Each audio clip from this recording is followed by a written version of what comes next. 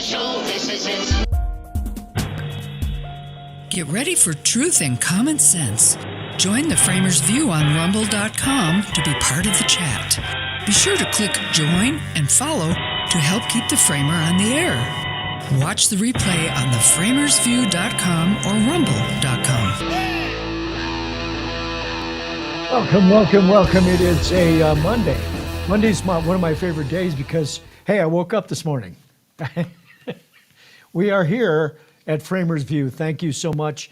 Hey, the Dems are burning up, and Trump's on fire, and he's untouchable. It's crazy what's going on, and we'll talk about that and many other things. Hey, thank you for being here. Please do me a favor. Click on follow, click on like, click on all those kind of things because that's what makes a difference for my show. That's pretty simple. Everybody gets that, I think. So, man, we got the Super Bowl today. We got the Dems fear-mongering, just craziness. Republicans and their common sense, actually.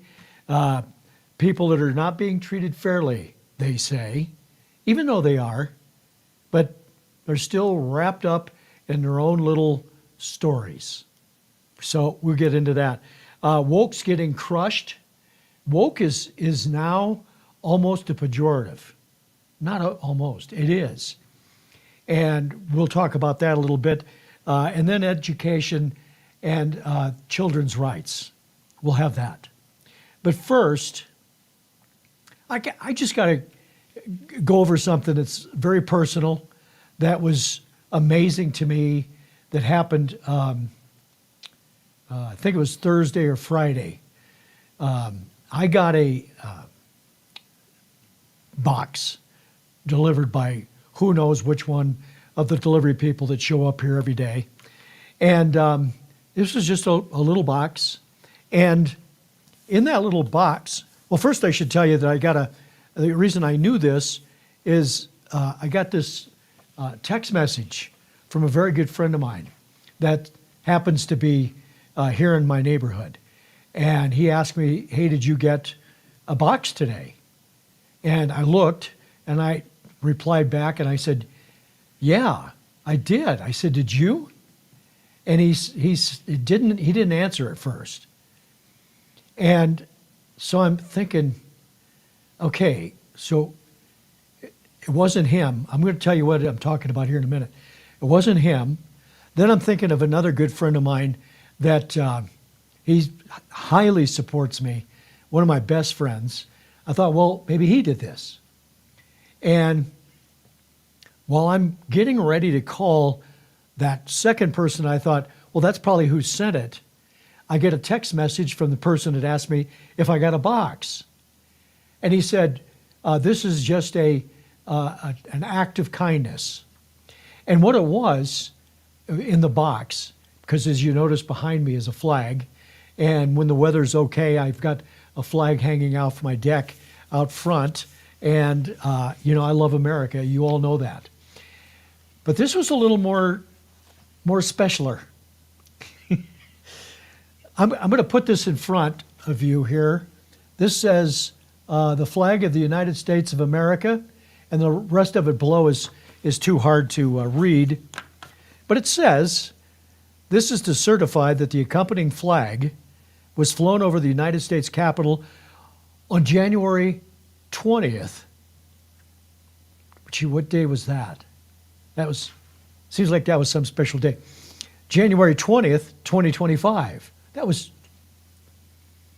back less than a month ago. What was that day?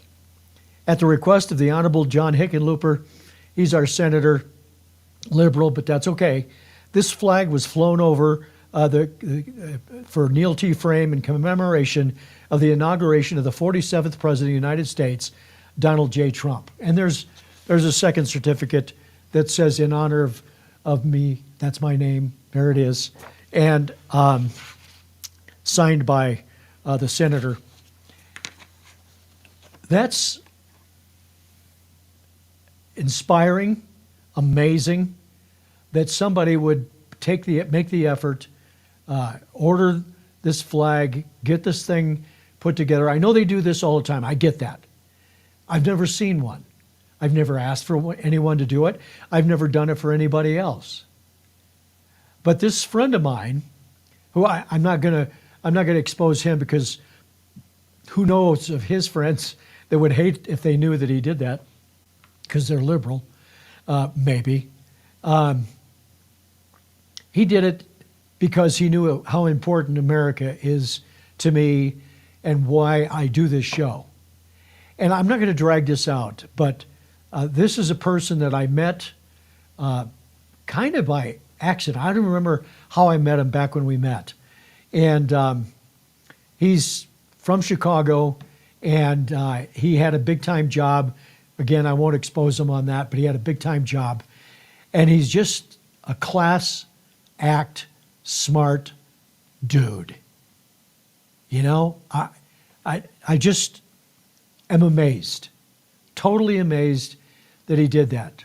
As Paul McCartney said, maybe I'm amazed. So I'm honored, and I thank, I can say his name, Ted, for that wonderful gift. And I'm trying to figure out exactly where I'm going to put it, how I'm going to manage it. Clearly, I'm not going to hang it outside it to be in the weather. This is something that I'll cherish and will be passed down to my kids if they ever talk to me. But just kidding. But it's a big deal. So that was important to me, and I appreciate it. So last night, yesterday afternoon, if you're in Colorado or if you're west of there, early in the afternoon, there was a football game. I don't know if you knew about that. There was a football game. And, you know, I watched it. I didn't pick up the whole show. I only started on watching it at about 10 o'clock yesterday morning on ESPN. And then I went to Fox Television Broadcast Network and watched all the stuff all day. The only time that I do that, there's two times. One is Super Bowl, and two is when I'm cleaning my car from the winter for the Indianapolis 500, and I have that on, and I'm listening to it while I'm washing, waxing, cleaning, just doing a full detail on our vehicles. That I have something on that long that I pay attention to. But the Super Bowl is a big deal, and especially since Trump has made his way to the game, something nobody else has ever done as a president. I think there's been past presidents that have gone to the games. There's been, I don't even know if there's candidates that have gone. But the point is that these things have happened many times with other people, you know, dignitaries, that type of thing. Never president of the United States. And there he was. And I was pleased about that. I was blown away, first of all, the cheering that he got. But if you didn't watch the show, the boos that Taylor Swift got, I don't know that she deserves that. I wouldn't know a piece of her music if somebody put it in front of me to listen to. But it's hard to deny.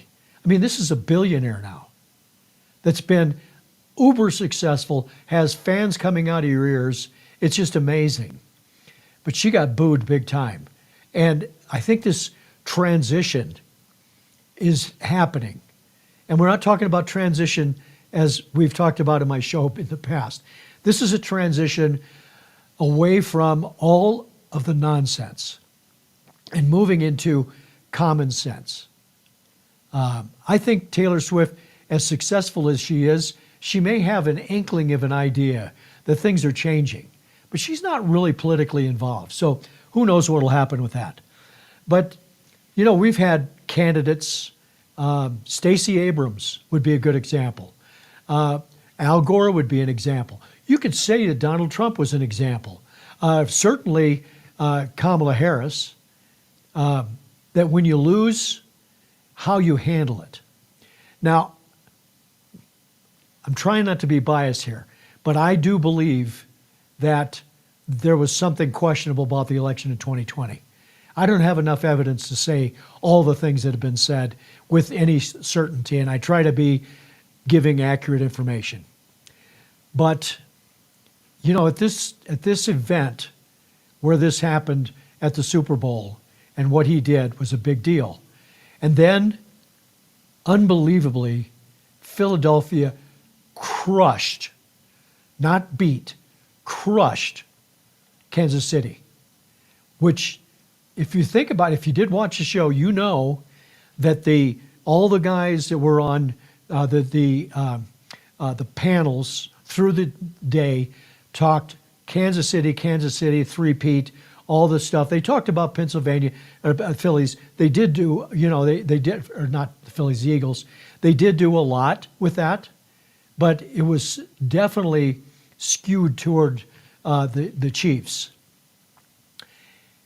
And I felt that was going to be kind of a no-brainer, that Kansas City was going to come in, have a tough game, but they'll win. That was my opinion. Then the Fox group, which is Terry Bradshaw, and the guys, but I can't think of all their names right now.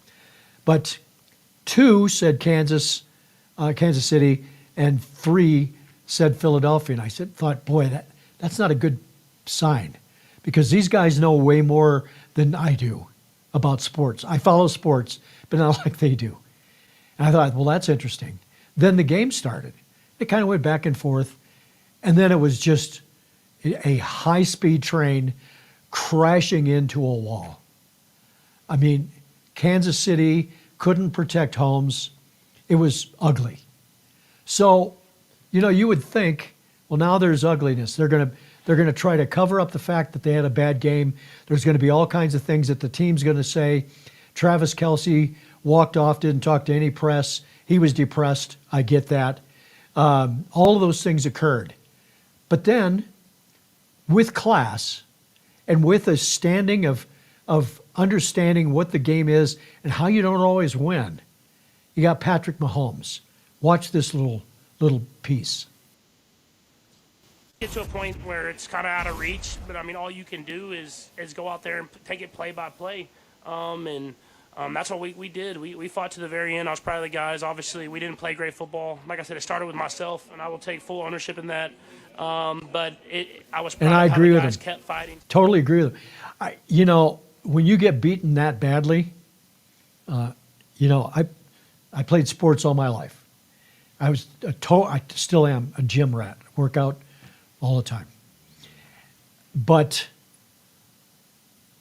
to stay in the game when you're down as much, I think it was, the worst was like 34-0, somewhere around there, to nothing, before they finally scored 6, and then they tried for 2 and didn't get it that time. They ended up with 20-something, but the point is, it was them sticking with it, as he said, until double zeros. Game's over. And I'm proud of them. I think that's amazing. Totally amazing. So, that's that. Couple of other things before we get into the meat of the story.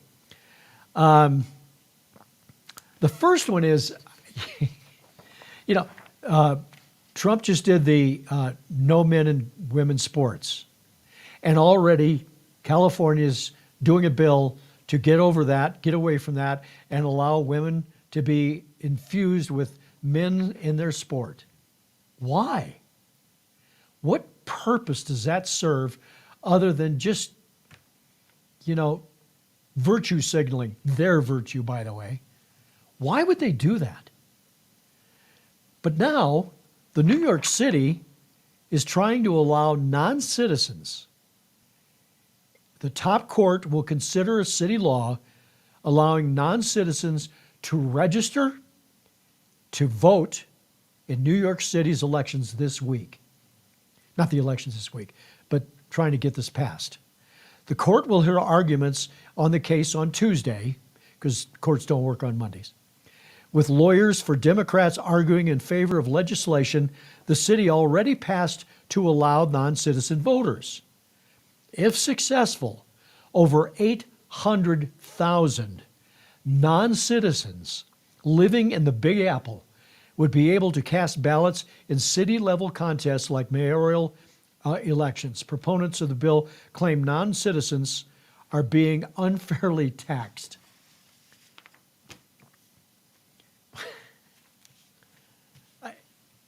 Just go away. That's what I want to say. You know, why does anybody, wait a minute. Should we send this to New York and to California? Do they know that there's a constitution? Do they know that if you cross the border illegally, you are illegal? Do you know that if you're a felon and crossing the border, entering another country becomes a felon event? Do they know that? And that you can't vote as a felon? Do you know that? And do they know that? Yeah, I don't know. I can sometimes think that they missed so many classes and slept through the ones they were in that they don't know how the world works. They are illegal. They've broken the law the moment they stepped foot in the United States without going through proper channels.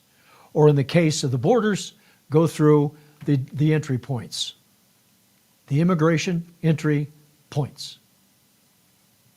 The ones that didn't probably did that because they didn't want to hassle with it. They're illegal. They're full of drugs. They've got all kinds of things. They've got weapons. God knows what it is. But now we're down to about 300 people a day. 300. It's pretty amazing. So my point is this. New York clearly doesn't care what the whole process of the Constitution and the amendments that have been written to make sure that things are working right in this country. They just say, yeah, that's not for us. We don't care about that. And the same thing with California, with the boys and girls thing. I don't know. Today my story is a lot about what we're doing with the decisions that are being made by the liberals versus the decisions and actions that are being done by Donald Trump and his administration. And this week, I think we're going to get RFK put through. I think we'll get Tulsi Gabbard through. There's a bunch of others that we need to get through. We got to get these done, get this going so we can get the job done. But another liberal judge has stopped the folks that are trying to look at, get this, at how we're spending and wasting money from being able to see how they're spending and wasting money. Does anyone other than me just wonder what the hell this means? Why they're even considering doing this? And it is a crazy day when you see people trying to eliminate waste in spending, create a better situation for American taxpayers so we don't have to pay more and more and more taxes by spending less and funneling the money in the proper locations with proper oversight. But we don't have that. And we're trying to stop it. And Doge and Elon Musk are at it. But boy, they're having a problem with that. And there are Democrats that they just don't get it, that their strategies are not working. Watch this. We'll talk about this on the other side. Well, first of all, I think Senator Fetterman is onto something. There is an out-of-touch sense in the Democratic Party with respect to rank-and-file voters. In this last election, we did really well among the highest educated, wealthiest voters. That's the first time that's happened. So that means we're not doing as well with the voters who supported President Trump, with the folks who supported Republicans into the Senate, middle-class voters, working-class voters across all ethnicities. So clearly, that's a Democrat. And he's admitting that, oh, yeah, I guess Fetterman's right. He's saying the message isn't clear. And we'll get to the whole thing about the Doge here in a minute. But I wanted to set the stage. This is a guy that's a Democrat strategist that we just saw. And his whole purpose in his conversation was to say, okay, look, this isn't working. And people aren't understanding this. And it is a clear point of interest when Democrats get trounced in an election, when Kamala Harris never flips a single county in the United States from Republican to Democrat, not a single county in the United States, that they lost by millions of votes and was crushed by the Electoral College. And Trump is going on, and they just don't get it. So there's a guy named Colin Reed. He's a strategist for the Republican side. And here's his comments to what Al Matur, who was the guy that was on just a moment ago. Watch this. Let's start with how we got here. This city is now finally having a conversation that's long overdue about the size and scope of the federal government. We're $37 trillion in the hole. And most people, when you talk to them, understand that government spends too much, there's waste in government, and there's inefficiency. Now, the Democrats have declared war on the Department of Government Efficiency. Ergo, they are putting themselves on the sides of inefficiency. So this is just an incoherent message. Are there going to be disputes about how and this happens? Perhaps, but we're finally having a conversation we need to have. And I noticed Congressman Maxine Waters, when she was busting into the Department of Education yesterday, she said to the security guards, this is our money. We pay your salary. And that's just not true. Congress doesn't have money. Congress gets money from the taxpayers, and it's taxpayer money. And it just shows the fundamental misunderstanding of how this whole system should work. So Maxine Waters, what a great example of how people should never get elected. You know, he's made very good points, Colin did, in that, you know, she said, you work for us when she was standing there at the Department of Education. You work for us. No, actually, that's not true. And oh, by the way, she doesn't have any power unless we say she should. That's the way it works. Because all of those people, the Department of Education, Maxine Waters, Adam Schiff, all the lunatics, including, by the way, our Republican Party, all of them work for you and me. That's it. They don't have any money. They have our money. And if we could somehow stop all funds from every Democrat, every Republican, and every institution, it would collapse. I mean, that isn't even a conversation of question. You couldn't question it because we're the ones that have the money. And then they take it from us. And I get that, you know, tax, you got to keep the government running. Totally get that, and I pay my taxes. Don't want to, but I do. But the point is that they think they have all the power. And we proved on November 5th they don't have all the power because we changed it and turned it around. So once again, Al Matur says a couple of things that are rather interesting, I guess would be the way to put it, about, hey, we need to slow down, and we got this guy that's in control of SpaceX, and what he does in his business is not what we want to do with the government. Maybe it is. And what they're doing with Doge, to some degree, delivers on the promise that they made in the fall. But let me just point out, when Elon Musk founded SpaceX, he told his engineers to blow up as many rockets as they could to see what worked best. But when you take an entity like USAID, the Treasury Department, the Department of Defense, which President Trump just said that Doge should focus on, we don't want to blow up every program. We would rather look at things carefully in a measured way. The video you had at the top of the hour pointed out that USAID saved 7 million babies from getting AIDS. Is that a bad thing? But if you just fired 13,000 and a half of the 14,000 employees, I bet that program's not working right now. So it's better to be precise. Yes, there's government inefficiency. Democrats ought to admit that there is bloat in government, number one.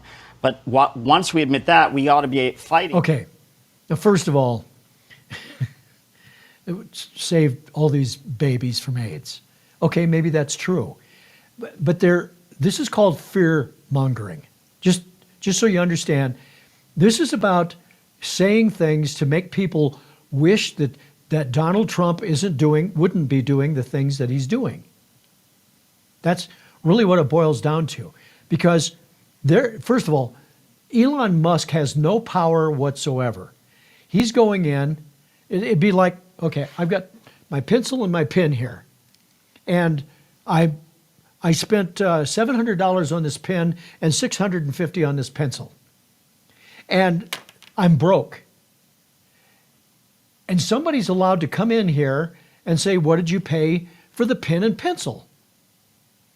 And I say, I tell them this crazy amount of money, the $700 and $650. And they go, why? You could have gone to, Office Depot and picked up pens for, $1. And then he walks away and he tells the president, here's some waste. I'm using this as a very minimal example. And he would say, you know what they're spending on these pens and pencils? That's abuse and waste. He can't say, give me those pens, I'm going to take them back and get our money back. He's not saying that you can't ever have pens and pencils anymore, because he can't say that, because that's up to the president and the House and the Senate. This is the guy that's going in with a microscope and a magnifying glass, and he's looking at what these problems are. And he's taking those problems and he's proceeding with informing the people that need to know. I don't think we've ever had this. I remember when Barack Obama said, we're going to look at line by line of our budget and we're going to cut costs. Never happened. That's been said by George W. Bush. It was said by Reagan. We've got to cut expenses. Nobody has actually done it. Guess who's done it? The guy that's run businesses over the years, over the decades, has been a creative person, has built businesses, and all of you naysayers are going to say, yeah. And he filed bankruptcy all the time. And he didn't pay people. We don't even know part of that is even true. And secondly, yeah, there's things that happen with businesses that aren't successful. And bankruptcies do occur. But he knows what happens. And he knows big time how deep we can get into trouble. And this is where we stand right now. So that's the piece of the puzzle, I guess, that we're talking about right now. And that is about the expenses and all of those things. But there's another thing that this Al said that's just another, just totally stupid point. It's the only way I can put it. Watch this. DOJ has gone into and looked at millions of people's private information, number one. Number two, the president has fired over 100 people at the Federal Bureau of Investigation. Number three, the administration has said to staff of the CIA, take a buyout. So if you think of, say, 25 people who might have taken that buyout of the CIA, what were they doing? What important mission were they working on? Do we care as a country if our national security has been undermined by these actions? So again, that's why I say they're going at this with a sledgehammer, blowing things up. Not good for America. There isn't a message on this. First of all, 100 FBI agents out of how many thousands of FBI agents? And why have they been fired? We don't know what the answer to that is, but I'll bet you that it's about stuff that was corrupt, that was occurring, that were deep involved in the corruption of what went after Trump. And if you want to call that vindication, go for it. I don't care. He's vindicated by the fact that he claimed those things, and these are the people that did it, and now they're going to pay for it. That's really what we're talking about here. So he talks about that. And then the CIA buyout. Oh, you can't do that. Well, first of all, how many United Airlines is a good example. When they basically bankrupt the process with United Airlines, and all of the pension plans were changed, all of that occurred. They did it because they were in serious financial trouble. A corporation or a country has a responsibility to be capable of operating. You're supposed to be able to operate in a positive manner. We're certainly not that on the federal government, and most of the states aren't. But this is where we are. And they want to stop it. They want to say, no, you can't do that, you can't do that. Well, their techniques aren't working. What they're trying to do is obfuscate all of the truth and just keep what they've always done, talk, fearmonger, until finally everybody goes, oh my God, our country's destroyed and we've got 4 years of this with Trump. When really what it is we're cutting out the fat. We're going to get rid of people that I can't tell you how many times I went into a company, a business as a consultant that was in financial trouble. Every single time that I've done that, not one exception, did I go in and find out there were a lot of people working there that didn't even know what their job was. That wasn't really doing anything. They didn't even know who their superiors were. Who was their upline manager? Or they knew and they hadn't seen him in a while, or her. That happens every time I've ever gone into a business to do a turnaround. And we're not talking about one or two people. It's usually dozens or hundreds. It's all according to the size of the company. But that's what happens in the government. You get hired, we get a project, it's creep. It's business creep. It's employment creep. We can use simple numbers. You've got 10 people, and now you've got another project you want to do. So now you're going to say, well, we're going to need a couple people for that. So you hire 2 people. So now you've got 9, right? I said 10. So now you got 12. So now you've got 12 people working for you, and they're doing that project. And you've got the projects that you've been doing development, you've been creating, you're doing retail business, whatever it is. But now you went from 10 to 12. Now the project is done that those 2 people had. Let's not let those 2 go. They're doing a great job. We'll kind of meld them in, have them help Bobby and Susie. Now they're working. Now they come up with another project that they want to do, a new creation. Well, let's hire 4 people. Now we got 16. We had 10 before those 2 projects. That's what happens in the government. Over and over and over again. And then when you get big enough, because all you are is a number, the people that are at the top, if they're not corrupt, the people at the top have forgotten how many people are there until they look at their financial statements and they say, hey, what's those little brackets on each side of the bottom line on our financial statement? Oh, we're losing money. They know that. I'm being facetious. Although I've actually been in front of businesses that the owner didn't know what those brackets were. And they're just going to be crushed. Now you got to get rid of people. That's where our government is right now. We've added and added and added. And some of them did good jobs. Some of them are home, working other jobs while they're getting paid by the government. That's why we got the buyout situation for the government workers and for the CIA. It's going to happen. And the Democrats are going to stop it. You got Al Green, the impeachment master, that's calling for impeachment of Trump already. Didn't happen to mention high crimes and misdemeanors. He's just doing something that hurts my feelings. And that's where you are with this. So the strategy isn't working. And this is something that Collins is talking about in this video. Reflexive opposition is not what voters are looking for right now. The challenges we face are too serious, and we saw this in the 2022 midterms when Republicans ran just solely against Biden, and it didn't actually win them. It's because they didn't have a vision of their own. You got to offer people something. I actually think the Democrat who's going to be able to do this is the one who takes Trump arguments and says, yep, I agree, this is a problem, but here's a different solution. But right now, what you're seeing from the leaders behind us in Washington, it's all just reflexive. He makes the best point, as well as I could or I could possibly do. Their scheme is not working. All of these people that are running up and down the street with their hair on fire saying that Trump's destroying the country. You know, this idea that Musk can see all these people's information, their private information. In these government documents, there's hundreds of millions of people in those documents, in those things he's looking at on the screen. Do you think he's taking his $650 pencil and he's writing down the names and addresses of all these people? If Elon Musk wanted that information, he would hire somebody and pay him whatever it costs to get that information.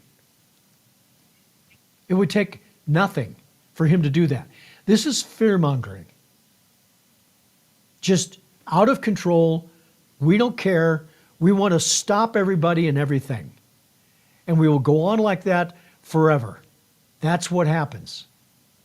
Now, in the House, there's more of this. You might have remembered that there's a guy that became a congressperson from Delaware. He claims he's a she.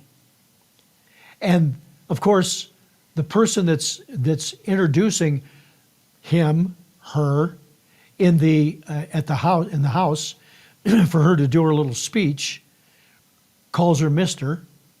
And nobody says a word about that, which is good. Wokeness is gone. But listen to the fear-mongering of this person, we'll call it, as my dad used to call it, this it that's doing this, that's saying these things, that's making totally untrue statements. Watch this, because this is important to understand. The chair recognizes the gentleman from Delaware, Mr. McBride, for 5 minutes. Thank you, Madam Speaker. When I was elected, I promised to work with anyone who would help Delaware and Delawareans, and to stand up to anyone who seeks to harm my state, seeking to freeze funding for first responders, domestic violence shelters, schools, and healthcare facilities that my constituents rely on. Last week, as I traveled up and down our state, meeting with seniors, military families, students, mayors, doctors, and nurses, the fear and outrage was palpable. People were terrified by the administration's funding freeze. A senior center in the heart of my state was worried that they wouldn't be able to provide meals to the Delawareans they serve. Critical services like opioid prevention programs could grind to a halt.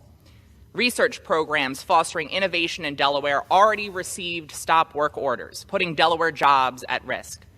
Mayors were fearful they wouldn't be able to pay first responders or continue pivotal water and transportation infrastructure projects. Perhaps most disturbing, some hospitals, community health centers, and clinics that serve rural and urban communities facing desperate health deserts don't know. Okay, here we go. She said the first responders are worried they're not going to get paid. This was stopping federal spending in federal entities. Firemen, policemen, they don't, does she really think he, whatever that is, have in their little empty noggin that the firemen and the police, as an example, get paid by the federal government? Take a look, do a property search in your county. Take a look at the listing of things that causes you to pay your property taxes. And one of the things you'll see there, it's 2 items, and one of the things you'll see is a listing of all the mill levy items that you pay in your taxes. 2 of those are the police or sheriff and the fire departments. And you pay taxes for them. And it could be hundreds of dollars for each one of those categories. And you've got others. The school system is the biggest. We spend the most school money in any place in the world and have some of the worst scores for school. But the point she's making, or trying to make and failing at it, is that she's saying, hey, you know, the first responders don't know if they're going to get paid. And the senior centers aren't going to have any money. Where do you think the senior cities get money? They do get money from some federal organizations that probably are doing some incorrect distributions. We don't know yet. And those have gotten bloated out of whack. And just one other thing I'm going to add to this. We have so many regulations. We used to have a statement that we made that, there's a price for an axe, and then there's a price for a fireman axe. And the difference is all the regulation to get it to get past the NFPA to be able to have it approved to use it for the fire department. And then you have to have the insurance for the company that's doing the authorizations. You have to have insurance for the people that manufacture it. You have to have all these things add to the prices of things. And some of that is corruption. There used to be a joke, about our radios as firemen. I won't say the name, but we always said, you can't spend more than this radio company, but you can buy better.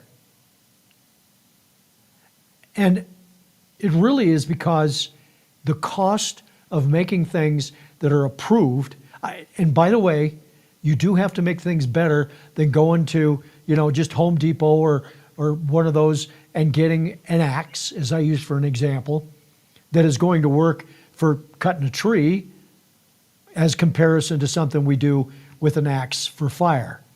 But it shouldn't be 3-4 times the price or 10 to 15 times the price. And so all of these things happen. And that this money that's going out to all these agencies, they talk about Meals for Wheels. They raise money all the time for Meals for Wheels. And they're not saying they're taking that money away. That's a good program. And I don't think that you could ever accuse Trump of just willy-nilly with hate taking money away from people that need it. He doesn't do that. That is not him. So that's where we stand right now. And how do we get past this? With Trump and with Doge and with people that are supporting Doge and being able to stop these judges from trying to stop us from seeing the corruption and the waste in government. Imagine if you were notified that because of all of this that's occurred, your taxes that you pay are going down 30% in federal taxes. 30% of what you paid. You're not obviously, some of you are paying 30% federal taxes. My point is that it would cut down 30% of the dollar amount that you pay. Let's say you pay taxes, just a round figure, you pay $10,000 a year. And all of a sudden, you'd only pay $7,000. You got $3,000 in your pocket. It's not too bad. And the only thing that would happen is we found the corruption and we stopped it. We stopped giving money to our enemies. We stopped helping get, cartoons done for Taliban. That's where we have to figure out how to stop it. Are we going to stop $2 trillion of waste and abuse? I don't know.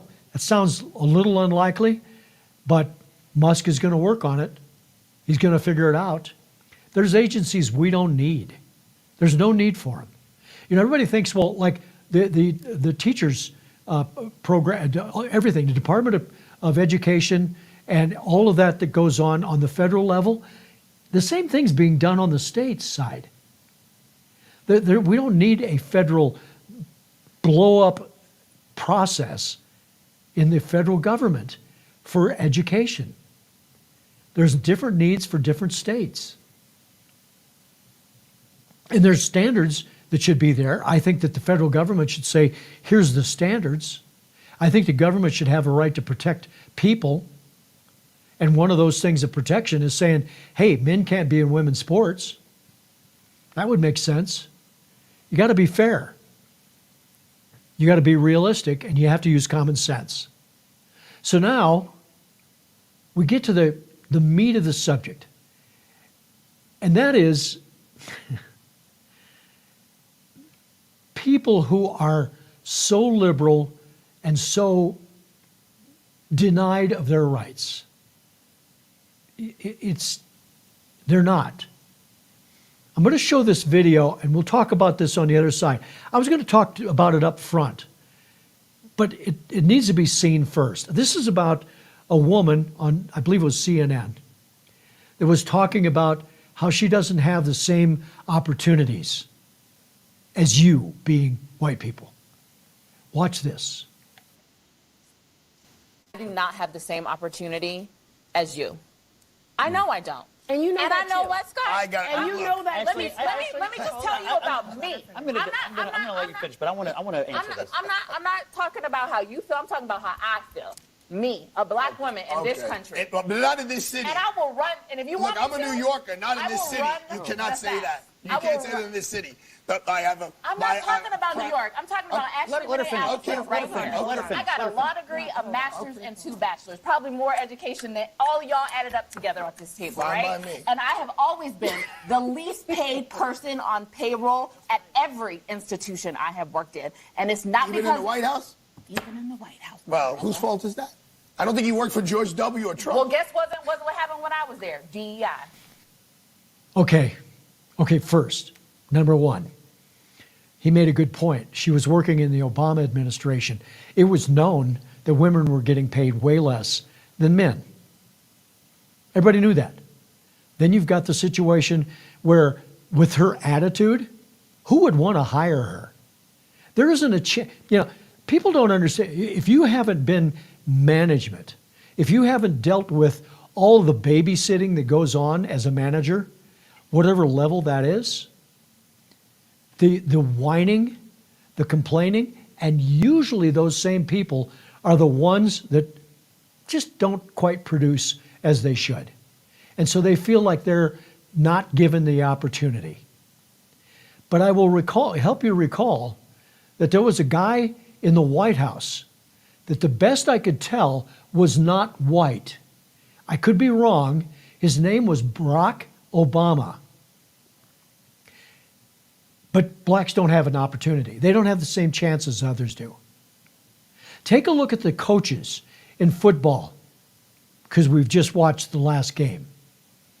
How many black coaches are there? Now, was it that way years ago? Nope. Have we made a difference? Yep. Are we continuing to make a difference? Yep. And are some blacks coming in, can't cut the job, and they lose the job? Yep. Did that happen to white people? Yep. I mean, just use common sense. You can get promoted to a level of incompetency by DEI. You get promoted because of your color, because of your religion, because of your beliefs. And then all of a sudden you can't do the job because you're not qualified. I've seen that over the decades in the work that I did. The people that were totally pissed off at me because I didn't give them a promotion, and that I would have to sit there and be really clear about why they didn't get promoted. And then they're mad at me again. And they want to make excuses. Well, I wasn't given the opportunity to do that. Or you didn't tell me what I was supposed to do in the job. Or everybody's against me. Wah, wah, wah. Barack Obama got into the White House for many reasons, but one of them was he learned how to speak very well. He knew how to tell a story, not the story, but he was good at that. He was able to cover things up because he had a machine around him that was very good. And I would suggest that even on the Republican side, that's happened in times. But those people that get to the top are there because they're capable. They're there because they can do things. Bill Clinton, who is no hero to me, knew how to put the game together. And he made his way to the top. Was it corrupt? Probably. We sure know how Hillary is. I think even Bill's embarrassed by that. But you can't say you don't have an opportunity anymore. It just doesn't work. Who is the press secretary for Joe Biden? A gay black person. No opportunity? I mean, you can't be more known than press secretary for the president. She got the opportunity. Did a terrible job. Didn't belong there. Couldn't answer anything. But I would also think that she didn't answer things and acted like she couldn't answer them because she didn't know the answer, because she didn't know what to do with Joe Biden and what he was doing. But that doesn't matter. She got there. She made it there. DEI got her there, and DEI is gone. So hopefully we'll keep it out of there. And then the best people, if I'm going to interview 20 people, out of 20, how many of those am I going to hire? One, if I'm hiring one person.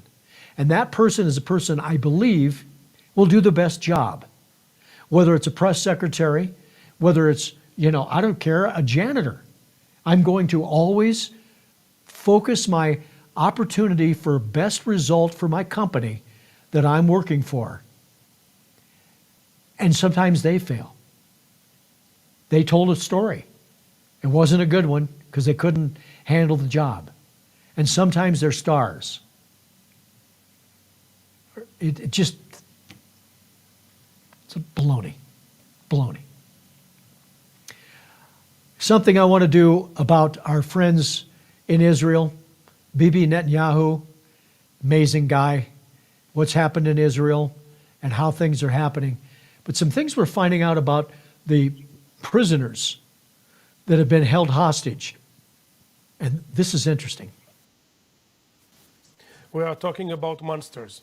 We are talking about monsters who learn from the Nazis, and our forces actually found in the Gaza Strip, in the headquarters of Hamas, the Mein Kampf book. It's Hitler's book, how to destroy and kill Jews. So they learned from them. And they are the new Nazis of the world. And the all Western world must understand that we are dealing, from time to time, we must negotiate because we want all our hostages home again with those monsters. And of course, there's no doubt.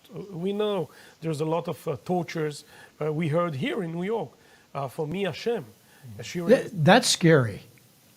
A prisoner, Hamas, stuck in a cave.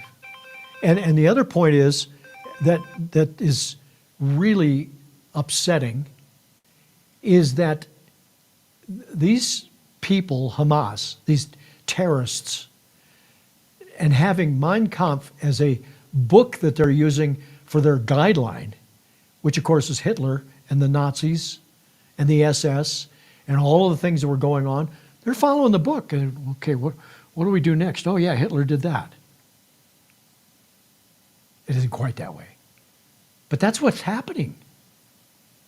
It's just, it's sad. And these people are coming back. And if you've watched any of the old historical videos, movies, of these poor prisoners that actually got out when they were liberated after the war, and seeing how emaciated they were, and knowing how many died from that. And we've got that again. So when they call Trump Hitler, they don't know what history is. He doesn't have any interest in doing that kind of a thing. But there's a little pushback. We've talked about New York City trying to do the voting, 800,000 illegals, non-citizens that would be able to vote. We have this going on and on. So there's a woman in New York City, and she's I think she's, I'm not positive, but I think she's like a alderman or some position like that, maybe a state senator or congressperson. But she's also a member of the Women's Caucus, which is supposed to be there for women. And she just had it. And this is starting to creep in even in California and New York. This New York instance is really fascinating. Just a short video here. Watch this. How can I condemn and call out all these women's organizations who stayed completely silent since October 7th, but continue sitting in a body that's supposed to stand up for women's rights, that's supposed to stand against the abuse and rape and captivity of women, but cannot do that when it comes to Jewish women. I will not remain in a body that refuses to acknowledge objective truths and that will only... I'm out. They've had it. And I would almost bet that she is a Democrat because she's from New York City and she's had it. The crack is there. The ugliness is coming out. We're seeing what's happening. And the people that are there are looking at these things and saying, okay, I don't want anything to do with this. I'm out. That's what we stand for today. And it, I think, is going to get stronger and stronger. As liberals start seeing the success that's occurring with Trump on a federal level and states and cities that are starting to make differences. But there's an exception. There's always an exception. And the exception is the National Education Association. You got to see this woman. I'm going to turn down the sound just a little bit because of the screaming. Watch this and you know how afraid they are. Depending on us to win all the things. NEA, we have to win all the things. All the things. All the things. Our colleagues are depending on us to win all the things. Keep going, NEA. To preserve our democracy, we must win all the things. Delegates, we won't go on the NEA. We are the NEA. We are the NEA. Woo. If you, the louder you scream, the more you tell people you're losing. You know, we've all gone through it. We're so frustrated that something's not working. My $650 pencil isn't pushing lead out like it's supposed to. And we can't fix it, and we're screaming about it.